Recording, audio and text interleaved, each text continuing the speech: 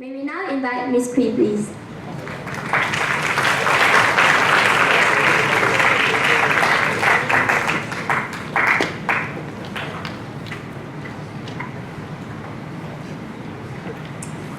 Okay, well, good morning, everyone. It's an incredible joy to be here today. I want to just say thank you to our guest of honor, Ms. Liu Wei, to Charlene Chi. Your team has been so on the ball, like contacting me to get this all organized. Michael Da Silva for hosting us at your beautiful school. Colleagues, teachers, most importantly, students. And then also my friends Sean and John. Can I ask, I'd like this to be a little bit participatory, if that's okay. And I'd just like your permission to be real today. Is that okay? It's okay, great. So there's two things I really need to say before I start. One is that I'm going to have to leave like super promptly on the dot at 10:30. I really wanted to be here, but I know I absolutely need to be at SGH. My mom is in ICU, and I want to get back. But I'm here because I think that this is super important, and I'm so, I really believe that what you're doing is really important, and I do think that you have one of the coolest jobs, actually. You know, as cyber wellness ambassadors, and there is something really important about what you're going to be doing today. So I just want to be here. I just want to be here for you. Second is that this isn't really just like a typical keynote address. In that I would like you to kind of think with me and participate with me a little bit. So is it okay if we have a little bit of interaction and we do some exercises, or you at least write some things down? Is that okay? Okay, great. Thank you. I get a few thumbs up, a few smiles, a little yes here and there. Thank you. So can I ask you to just take your pen or notepad or whatever? Just have it ready so you're able to. You don't have to take notes. Okay, just to be there. So just to kick off. Okay.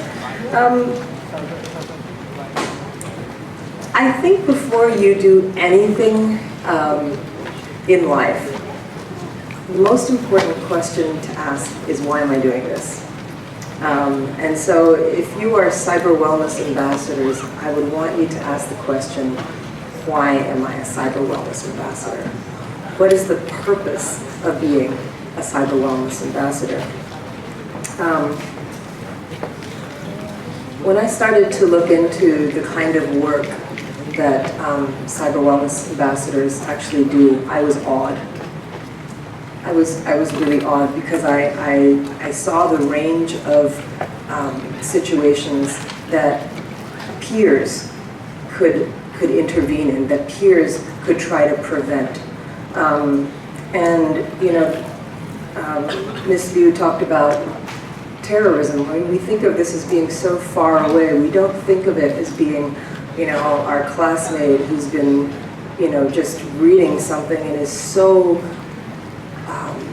enamored and so strongly believing in something that he's willing or she's willing to cause great damage to person and to property out there. Like that's so far away from us, but you know, last week we kind of realized that it's not so far away from us, and that really could be the person who sits next to us, or you know, the person that we see very regularly, you know, in our canteen or in our schools.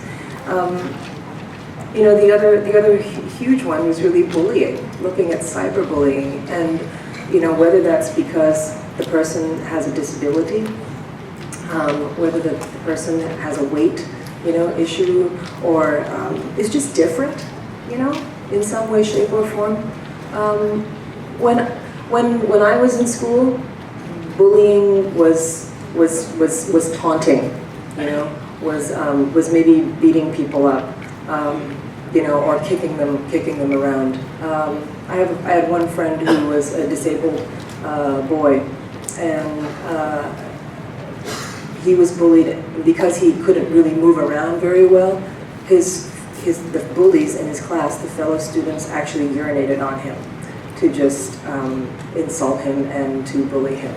And that's what the kind of hurt that was caused then. I thank God he is a strong, amazing, very positive, person today who has incredibly high self-esteem and is doing incredibly well in life. Is married, has kids, has a great job, travels around, all these kinds of things. But not everybody turns out that way. But I think in the world that we live in right now, the kind of bullying that can happen is just so much, is maybe similar. Of course, every hurt is a significant hurt. But I don't know how many of you know the name Amanda Todd. How many of you here know the name Amanda Todd? Maybe about, 20-odd% of you. Amanda Todd, I think, started getting into group chats, with different people online, just to meet people, kind of lonely, just go out and chat with people, when she was about 14, 15 years old, and was befriended by somebody, online, and this person kind of just made her feel really important and special, and then in a group chat one time, that person persuaded her to just flash, and then took a screenshot. So the picture of the screen of her flashing herself was captured online, and this picture became something that he just then started spreading everywhere, and he started stalking her and sending this to all of her friends, to all the people online, creating Facebook pages about her and this picture and everything like that. She moved school a number of times. She tried to get away from this, but you physically cannot escape the internet. You can't. It doesn't matter if you move schools. So she moved school. Her family was distraught. They didn't know what to do. So this person was just stalking her, and then I think this is happening for almost a number of years. And I think when she was 17 or something, during this time she started to self-harm. She just couldn't take, this incredible harassment and this incredible stress. And when she was 17, I think it was September or something, she made a video, which was just flashcards explaining how she was feeling and how hopeless this situation was, because she just couldn't get away from it. And she didn't feel like anybody was there to help her, to reach out to her. And a month later, she hung herself.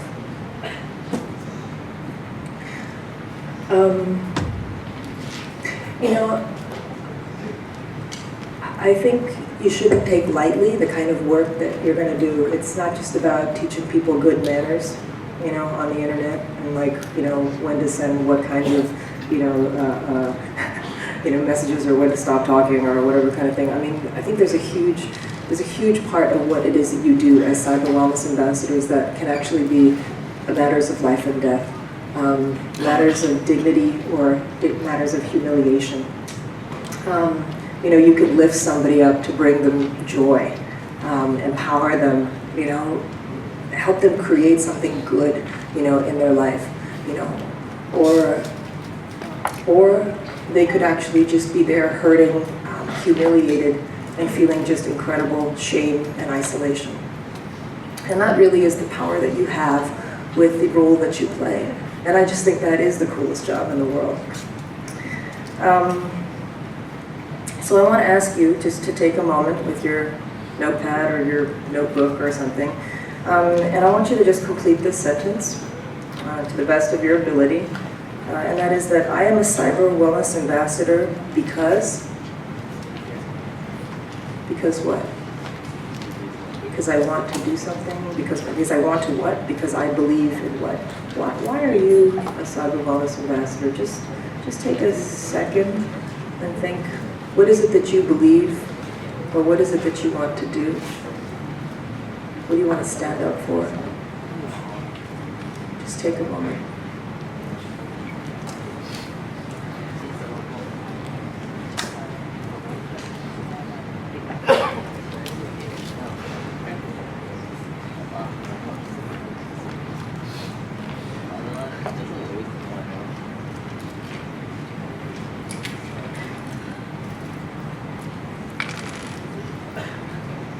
And I want to tell you it's okay if you don't know what to write.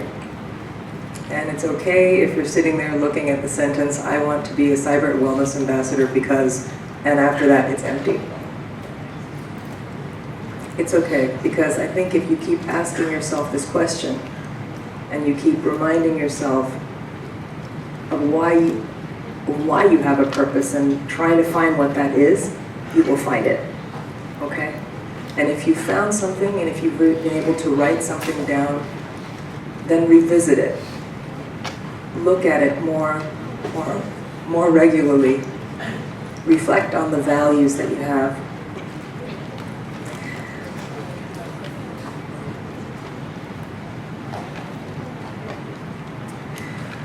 So there are really three things that I want to say about.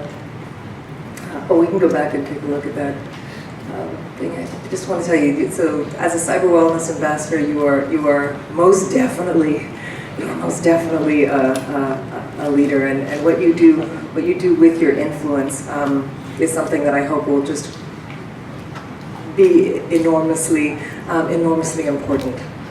Not just for you, but for the people around you. So there are three things that I just want to highlight going forward. The first is really about being credible. Being credible means being able to walk the talk. Yeah. It means being able to be there and doing something on purpose. So being clear about your purpose is also very much a part of this. I really do want to say too that being who you are and walking the talk is not about being perfect. Okay, so you don't all have to have perfect netiquette. You don't all have to have like amazing, super clean and wonderful photos of yourself like online. You can have crazy photos with your friends and stupid selfies and whatever it is, you know, but we all just need to know what are those boundaries, right? What are those lines, right? So it's not about being perfect. It is about being who you are, and it is about staying true to certain values that you hold. I think it's fine. We're all hypocrites at some point. Let's just face it, you know, sometimes we say the wrong thing, sometimes we do the wrong thing. But I always think that the solution for hypocrisy is a good dose of humility, being able to say sorry and turning around and trying to do the right thing after that. Okay? And basically, I guess when we think about credibility, who you are online and who you are offline just needs to match. Because for your words to have weight, for your actions to have weight, with anybody, to have real influence, they need to be able to look at you and say, you know what, that person says what they mean and means what they say. They don't discount your words because they think, oh, they're just saying that because they have to say that. And that's where being on purpose really makes a difference. When you do something because of a purpose, it starts to come back into line. I do want to have say one caution though, before I go to my next point, and that is that I really don't want you to do this role if you feel like you're just doing this because, you know, you need to fulfill a point, or, you know, you feel like somebody asked you so you should do it, you know, and, you know, just be nice about it kind of thing. Please don't do that, and I really hope your teachers give you the option to opt out, because this is not a job for the faint-hearted. It's not a job for people who just think that they can, you know, just do this once in a while and, you know, think about it once a month or something like that. You know, being a cyber wellness ambassador is kind of like a mission, you know. I mean, you really need to think about really the purpose and ramifications of what it is that you're doing. So please don't do this job, and it's perfectly fine not to do this job too. You know, if you don't believe in it, first of all, you know, or if you're not willing to be committed to it. And make it real, not just for yourself, but make it real for your peers too. Okay, so that's just one little caution. Because, and I guess it's relevant because my next point is that I think to do this job, you need to be super courageous. You know, I think being a cyber wellness ambassador takes guts. I think it's not easy to stand up to people. It's not easy to, I mean, say somebody's bullying somebody or somebody's just like talking garbage or something like that, you know? I mean, to intervene, I mean, you kind of put yourself in a little bit of danger on some level too, you know, where somebody says, stop being like that, who cares, what's your problem, you know? You get that kind of feedback. But I think the one thing you need to understand though is that bullies are actually weak people. And hurt people hurt people. Okay, when somebody is hurting someone else with their words, with their actions, it is usually because they themselves are also a very hurt person. It may be because, I mean, in the case when the boy in my class who was bullying the other kid, it's because his father used to beat him senselessly, you know. And I guess that's how he grew up. So that's kind of what he knew. And you know, do you blame the victimizer, or do you see the victimizer potentially also as a victim? So I think it takes courage to have compassion for a victimizer. On some level too, it takes a lot of courage, because a lot of times we just think you deserve what you get too. I mean, sometimes that's also true. But the challenge really in this case is, how do you stay focused, you know, on your purpose? How do you get good peer support? That's why you're here as a group, not just like, you know, just individuals, not just one person kind of thing, you know, doing this. You're here as a group. You are each other's peer support to figure out how to do this well. And you can learn. And you can learn how other people have successfully handled, you know, different types of challenges. So we're going to do one exercise. Actually, we're going to do two exercises. Is everybody ready to do? You don't need a pen for this exercise. Okay, so the first exercise I would like to do with you is, I'll explain it later, but what is round and orange? An orange, okay, everybody's so smart. Okay, that's good. Okay, so an orange, yes, that's correct. Okay, so the first exercise then is, could you just take, let's even just say 30 seconds to just visualize the peeling of this orange in your brain. Okay, you're all looking at me like she's crazy, but never mind. Can you do that? Just close your eyes and I will count off, so we have 30 seconds of just focusing on this orange, just one orange, okay? Not 5 oranges. Don't make orange juice. Just think about one orange and peel one orange in your brain just for 30 seconds, okay?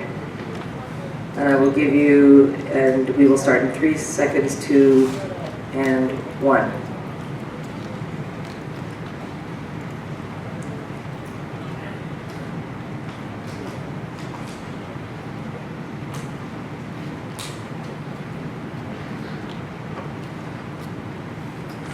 Seconds.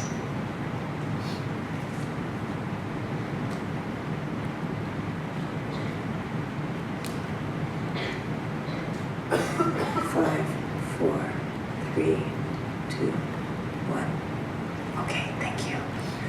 All right, now what you just did was help your brain refocus, okay? And you can do that literally in like 30 seconds, okay? So if you are afraid of something, if you are thinking, oh, this is not such a good idea, should I do it, should I not do it, or something, stop your brain. Stop your brain and focus on peeling an orange for 30 seconds or even 1 minute, okay? And your senses will come back, because fear is imagined. Fear is imagined, okay? Get a hold of your fear by focusing your mind. Okay, so this is a little technique you can do. Okay, whenever you kind of feel like, oh my God, am I going to do this? And your brain starts going and going and going, you have to stop it. And you just have to focus on one thing, and you're going to bring it back, and you will be able to take the action. Yes? Okay, would you try it? Will everyone try it? Yes? Okay, good. I see a few nods. Okay, so thank you for the brave and the few, so that's good. Okay, so that's one thing you can do to think about bravery. I think the next thing I would like you to do, which is super awkward, can I just ask you to do something super awkward? Okay? All right, okay. See See, I told you this was not a conventional keynote address. Okay, so I would like you now, if possible, to pair up with somebody. Can you pair up with someone so that you have one person that you can be your partner in this exercise? Okay. And I would like, I normally do this for at least 1 minute. I will only do this for 30 seconds just because we have time constraint. Okay. And I would like you to, in silence, look at the other person's eyes for 1 minute. Okay? Okay. And if it's a girl, and you're a girl, you can hold their hand. Okay? Or if it's a guy, you can hold his hand, whatever it is, but you'll otherwise do this in silence. Okay, I know it's awkward. Okay? Alright, so, okay, we're gonna start this in 10 seconds, so get ready, be silent. Okay, and 5, 4, 3, 2, 1.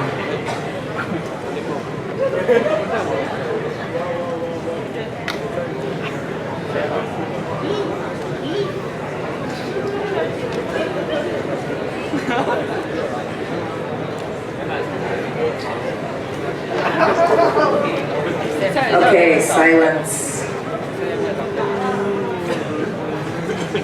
15 seconds.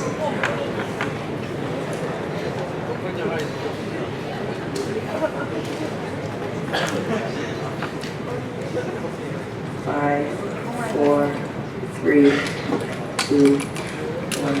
Okay, thank you. Time's up.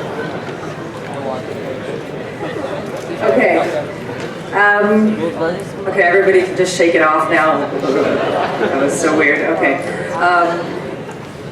Okay, now why did I get you to do that exercise? As awkward as that is and that did feel,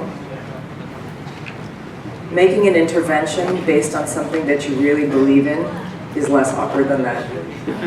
Okay? So I want to tell you that if you have survived that in some way, shape, or form, you will survive being able to make an intervention. Okay, it is one of the hardest things in the world to look somebody dead in the eye, actually, for any period of time. I mean, 30 seconds, 1 minute, even longer. It's a huge thing. Okay? So when you feel, and you will at some point be confronted, I hope, with a situation where you think, oh my, this and that, like I can't do this, I know I should, but I really just can't do this. Do one of those 2 exercises, or remember those 2 exercises, and then take some action. Okay, and the last point, actually, which I hope that Sean will be able to give us much more thinking about, really is that, we talk a lot about the bad things that happen online, and how we can prevent those things, how we can defend others or stand up for other people. But the other thing that we really could do too is actually do a lot more like positive and creative and generative stuff online too. And so we really wouldn't have people who had that much time to spend time bullying or stalking or, randomly sharing, intimate photographs with each other and things like that. There's a lot of other stuff that you can kind of get involved in and get into. And I really think that we forget to dream. I saw on the side of your school that you have something about, daring to dream. I mean, you know what, that is the most beautiful thing, and that is true. And the power of the internet today too is such that you can be creative, you can be generative, you can be transformative, with the kind of things that you can do online now too. And truly, one thing that I do, obviously, because I'm from NBPC, is really think about how do we create more opportunities for people to, for people to be involved in giving behavior, to look out for neighbors, to share, to volunteer, fundraise, donate, stand up for causes they believe in. So for instance.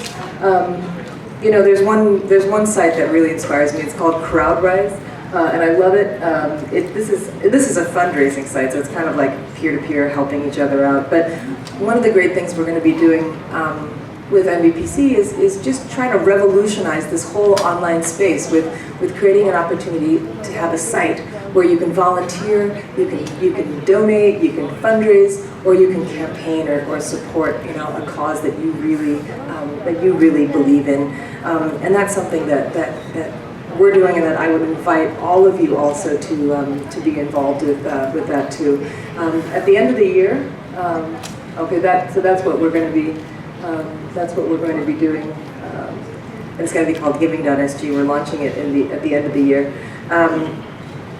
And the thing that we would love to see, just happen in Singapore is a real revolution where people get involved, as change makers, online and off, and that everybody, from students to families to workplaces to neighbors, just start getting involved in things that create really positive change. And so for example, when we have Giving Tuesday, it's a hashtag, it's an online campaign, and we just encourage people to be a blessing to others during that week, and then just to capture those things and to share them. And that's the positive power of the internet too, sharing all kinds of inspiring little actions and big actions that really kind of shape who we are as a people, so that we see around us not all the terrible stories of different things that people, awful things that people are doing to each other, but we see the great stories of ways that Singaporeans are helping each other out, or helping foreigners who are here, or just whether it's animals, whether it's it's our peers, whether it's the elderly or the disabled. I mean, there's so many things that we can do that are just positive and generative. And so I want to invite you all to be part of that in some ways. And my email is there. Let's see, just go flip to the end. My email is there, so I want to just say, be in touch and come and volunteer, and I just want to thank you, and I just want to remind you that whatever you do, be credible with what you do, be on purpose, be courageous, be brave with what you do, and always be a change maker. I just want to wish you the very best. Thanks so much.